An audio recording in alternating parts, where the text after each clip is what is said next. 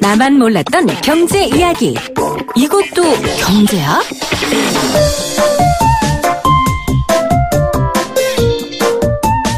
네, 대학에 가면 경제학과, 심리학과 같은 단과대에 있는 곳도 있고요. 같은 단과대가 아닌 곳도 있습니다.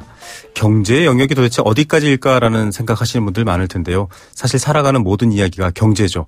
경제의 다양한 이야기 만나보는 코너입니다. 이것도 경제야. 오늘도 경향신문 박병률 기자와 함께합니다. 안녕하십니까? 네, 안녕하세요. 네, 대탄대 오랜만에 뵙습니다. 네. 네. 자, 경제 얘기할 때 사실은 많은 지수들도 있고요. 이 지수들은 심리가 굉장히 중요하게 연결되어 있습니다. 그러니까 심리니까 결국은 사람들한테 물어보고 그 마음을 알아본 얘기다 이렇게 할 수 있을 텐데 네. 왜 이렇게 중요하게 생각하는 거죠?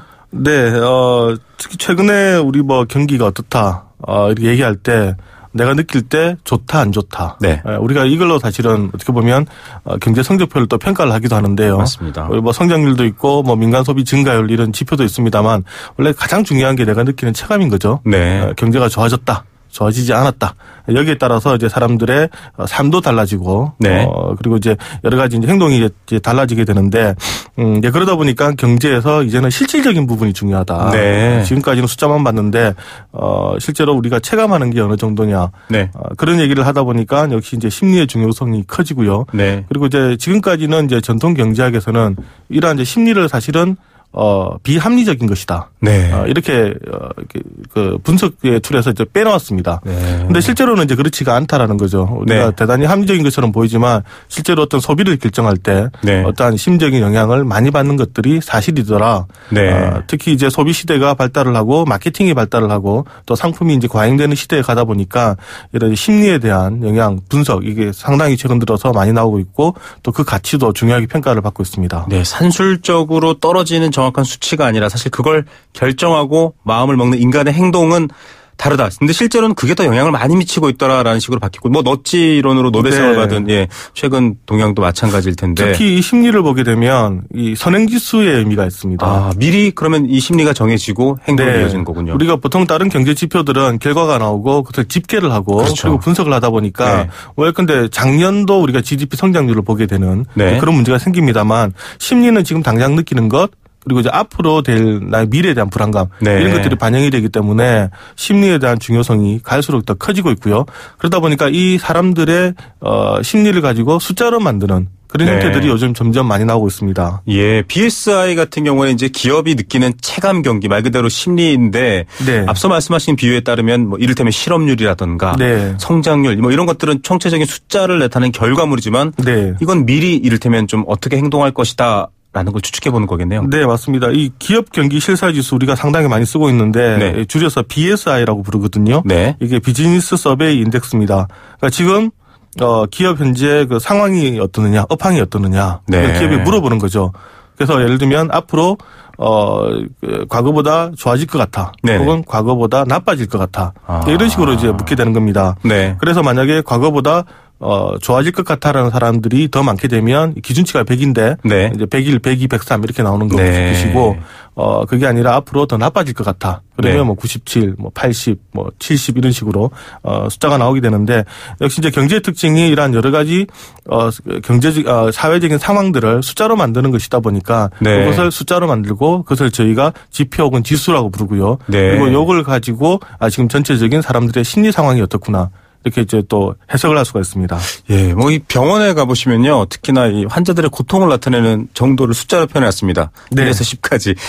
비슷한데 이 마음을 숫자로 표현한다. 역시 또 경제 영역이다 싶기도 한데 다른 여러 지수들이 굉장히 많죠. 사실 BSI 대표적으로 설명해 주셨지만 여러 가지가 있죠. 네. 소비자 심리 지수도 우리가 많이 쓰이죠. 네. CCSI라 부르는데 가계 부분에서 현재 생활 형편 그리고 이제 생활 형편에 대한 전망, 네. 또 가계 수입 전망, 또 소비 지출 전망, 또 현재 그 경기에 대한 판단, 네. 향후 경기에 대한 전망, 이러한 6가지 또 개별 지수를 물어서 구한 다음에 이것을 모두 합산한 것이 소비자 심리 지수입니다. 네. 그러니까 예컨대 소비자 심리 지수가 100을 치고 올라갔다, 110, 120을 간다 이러면 앞으로 소비자들이 소비를 많이 하겠구나. 또 소비자들도 생각할 때 앞으로 경기가 좋으니까 나는 더 소비를 해도 되겠다라고 네. 생각을 한다라고 보시면 되는 거고요. 네. 그게 아니라 이제 100 이하로 떨어지게 되면 소비자들이 좀 위축이 돼 있구나. 앞으로 물건을 안 살 수가 있겠구나. 네. 이것을 알기 때문에 또 공급자 입장에서는 미리 판단을 하고 재고량을 조절을 할 수 있는 그런 측면도 있습니다. 물론 이제 기준치가 100입니다만 여기서 또 중요한 것은 트렌드를 또 봐야 됩니다. 네. 100 이하라 하더라도 70에서 80, 90으로 올라가는 상황이면 상승하고 있네요. 네, 상승 기류 같으면 생각보다 네. 경기가 좋다고 느낄 수가 있고요. 네. 아무리 이제 120, 130이라도 그때부터 130, 120, 100으로 떨어지게 되면 네. 사람들이 위축되는 심리가 다르기 때문에 저희가 이런 또 상승폭 하락폭도 많이 보고 있습니다. 예, 자 정해진 것들이 아니고요. 사람의 마음은 계속 변하고 상황에 따라 바뀌어가는 것들 이렇게 지수화해서 평가하는 것. 결국은 경제가 심리에 눈을 뜨기 시작한 지는 오래됐겠지만 요즘은 아주 중요하게 보고 있다. 이렇게 판단해도 되나요? 네, 맞습니다. 그러다 보니까 이제 앞으로 향후 경기가 어떨까, 이런 거 얘기할 때 여러 가지 이제 또 심리 지수를 개발을 해서 많이 보고 있는데요. 네네. 한동안 또 많이 쓰이던 것 중에 아마 경제 고통 지수라는 것도 아마 들어본 적이 있을 것 같습니다. 네. 최근에는 그런 보도가 많이 안 나오는데, 경제 고통 지수는 뭐 글자 그대로 경제 상황에 따라서 우리 시민들이 얼마나 고통을 받느냐. 네네.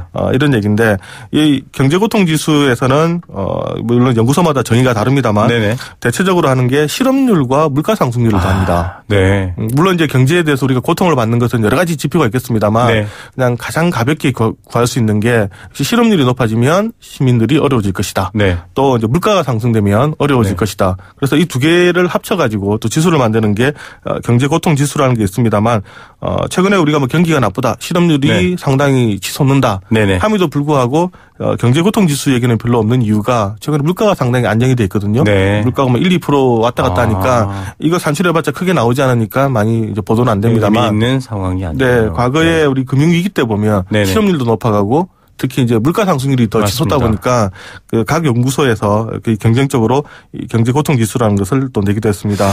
예.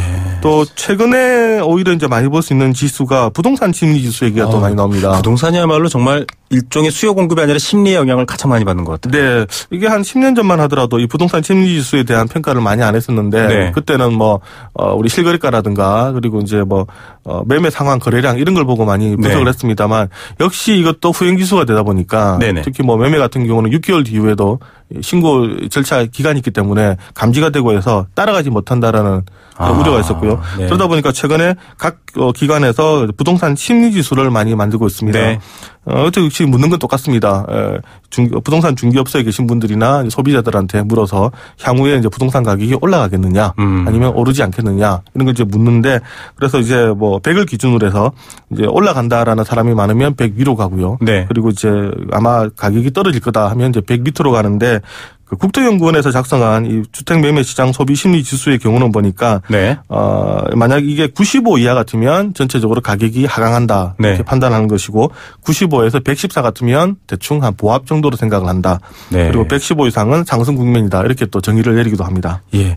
자, 여러분들 뭐 정치인들이 경제 위기다. 어렵다. 뭐 지금 자영업자 고통이 극심하다. 이런 말로 된 것들이 아니라 경제학에서는 지수를 개발하고요. 모두가 동의할 만한 특정치를 만들어낸다라는 점이 참 인상적입니다. 그게 역시 심리가 관계된 측면이에요. 네. 그런데 이제 그렇기 때문에 사실 최근에 경제 위기론에 대해서도 이 말을 좀 발언을 좀 조심해야 된다라는 네네. 얘기가 나오는 것이 경제가 지금 이 하강 국면이다, 네. 혹은 침체다, 위기다에 따라서 사람들의 심리가 완전 달라질 수가 있습니다. 네. 그러니까 지금 우리가 상황이 좋지 않으니까 야 이거 위기 아니냐, 뭔가 준비하자 이렇게 말은 할 수가 있습니다만 이 얘기가 경제학자 혹은 이제 관료 입에서 나왔을 때는 완전 다른 의미가 되다 보니까. 네. 사람마다 얘기가 다른데, 근데 정치권에서 지금은 경제 위기다 이렇게 얘기를 네. 하면 성장률을 들기도 하고요. 네, 근데 이거는 다시 또 정치적인 이제 메타포가 되기 때문에 네. 정치인이 하는 얘기니까 맞습니다. 되는데 만약 이 얘기를 경제부총리가 우리 위기 맞아요 하는 순간은 외국인 투자자들이 맞습니다. 이건 뭐야 이렇게 되는 네. 겁니다. 그러니까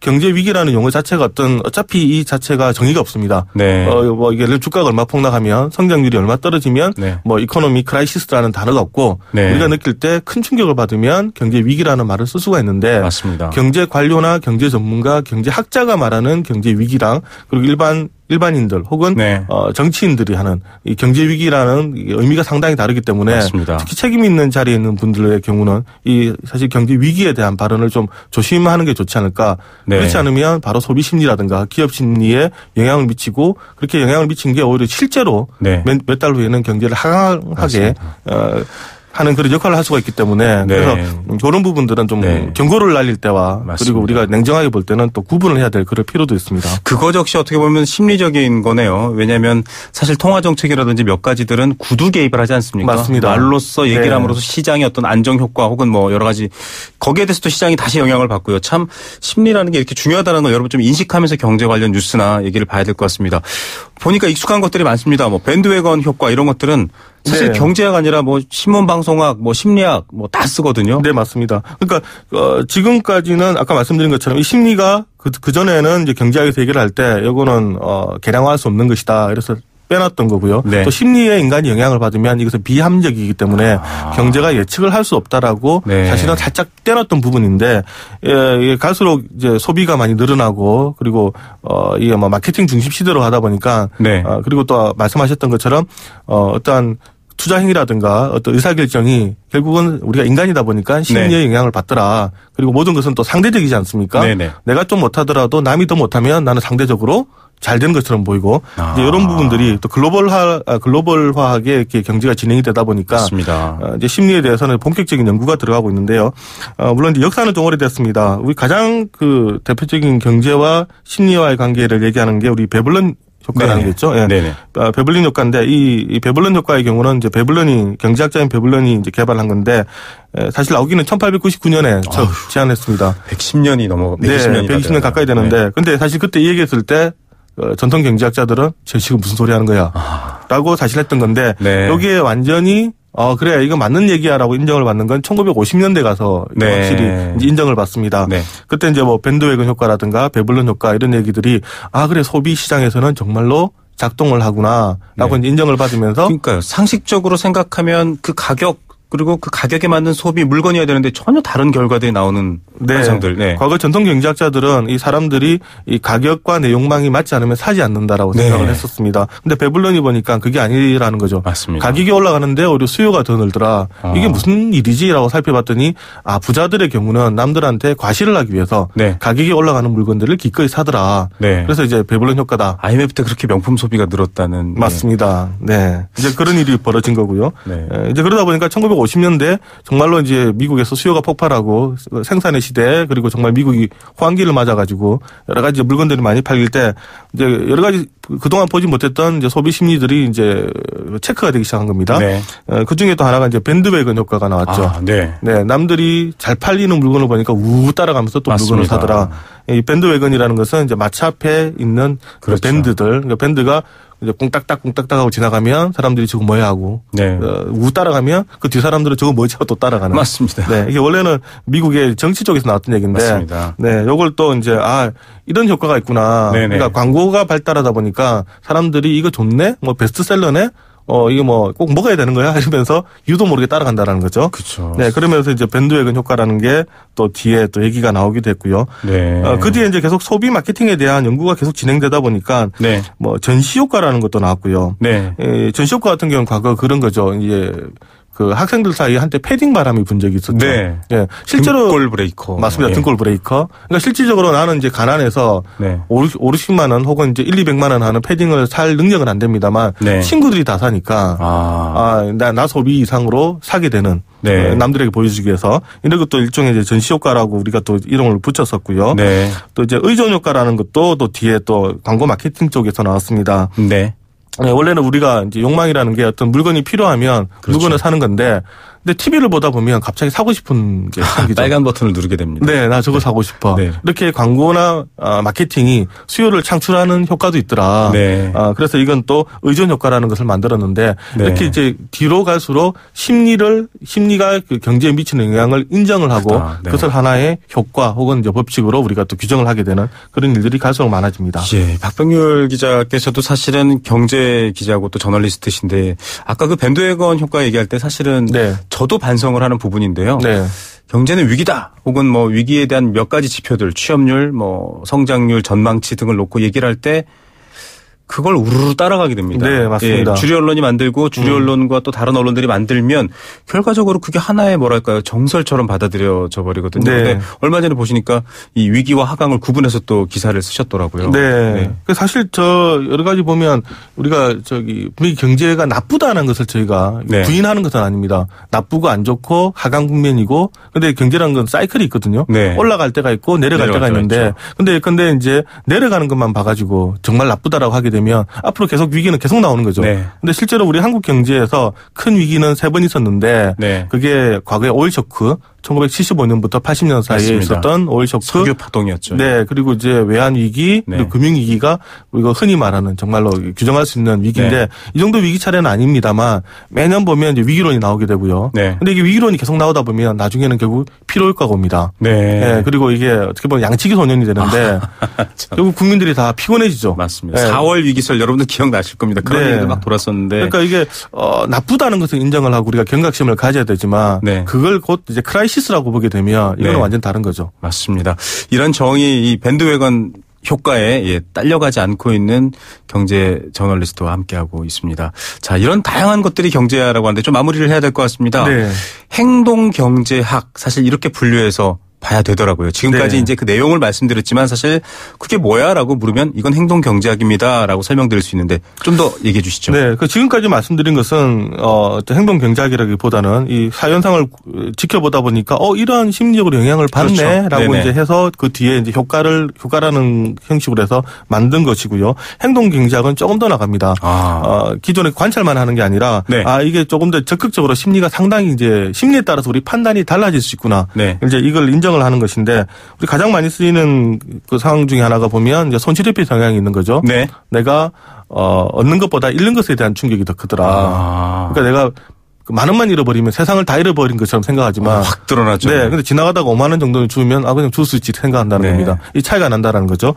이제 이런 부분이 가장 많이 드러나는 게 바로 투자 때 주식에 대한 원금 손실에 대한 불안감. 네. 네. 내가 주식을 해서 한 10%, 20% 벌면 벌었어 이렇게 하는데 10%만 잃게 되면 네. 이거 엄청나게 큰 충격을 받으면서 원금 손실이 될 때까지는 나는 팔지 않겠다라는 이제 심리가 생기게 되는데 이제 그런 것들이 손실회피 성향에 영향을 많이 받더라. 네. 그러면 이제 행동경제학에서는 그럼 과연 이게 충격이 얼마 정도까지냐라는 네네. 것을 또 측정까지 하게 되는 거죠. 또 역시 좀 계량화라고 표현하면 그렇지만 네. 예, 알 수 있도록 지표를 만드는 방식이에요. 네. 지금까지 보면 사람마다 다르긴 합니다만 한 2에서 한 2.5배 정도 이런 네네. 것에 대한 충격이 더 크다 이런 얘기입니다. 이 속담으로도요. 예. 든 자리는 몰라도 난 자리는 난다. 네, 그런 거죠. 심리가 다 연결되어 있다는 생각도 듭니다. 네. 그거랑 또 비슷한 건 뭐냐면 또 현상유지 편향이라는 게 있습니다. 네네. 비슷합니다만 좀 다른데 현상유지 편향은 나에게 어떤 큰 이득이 생기지 않으면 네. 지금 현재 상황을 바꾸고 싶지 않은 심리입니다. 예. 네. 그것도 현상유지 편향인데 네. 그런 게 많죠. 내가 만약에 회사를 옮긴다. 네. 그럼 최소한 지금보다는 내 봉급을 1.5배 이상 준다든가 네. 이런 게 없이 그냥 봉급 똑같이 주면 네. 우리 회사 옮기려 하면 잘 안 옮기는 거죠. 여러 다른 자본이 있으니까요. 네. 관계라든가. 그렇죠. 예. 귀찮은 거죠. 네네. 그러니까 나는 나에게 엄청나게 큰 이득이 주지 않으면 그냥 지금 상황에 머무르고 싶어하는 심리가 있는데 그걸 바로 현상유지 편향이라는데 네. 요거 잘 이용하면 과거 스마트폰 살 때 보면 네. 그런 거 있죠. 이 스마트폰을 싸게 주는데 네. 대신에 6개월 하면 좀 넣어주세요. 네네네. 가격 얼마 안 한다. 네네. 근데 여기 보면 되게 쌉니다. 생각보다. 네. 한 달에 1,000원. 한 2,000원 되다 보니까 나중에 귀찮아서 해질 잘 안 해요. 그래서 전화해서 6개월 지나면 이제 저 이거 안 쓸 거예요라고 하면 되는데 네네. 생각보다 소비자들이 해지를 많이 안 한다는 겁니다. 네. 한 달에 1,000원, 2,000원 나가니까 다음 달에 하지. 그러다 그냥 쓱 현상 유지돼 버리는. 네, 몇 년을 써버리는데 나중에 지나 보면 마케팅 업체는 훨씬 더 이득을 많이 얻는다. 저는 고객센터에 전화해서 예약 해지를 해놓습니다. 자, 이런 사람도 있고요. 예. 현상 유지를 하시는 분들도 있습니다. 네. 정말 사람의 마음이 결국은 경제를 읽어야 하는 어떤 중요한 요소다라는 걸 알게 해주는 이야기고요. 정말 또 많은 생각을 오랜만에 하게 되네요. 오늘 말씀 감사드립니다. 네, 감사합니다. 네, 이것도 경제야. 오늘 경향신문 박병률 기자와 함께했습니다.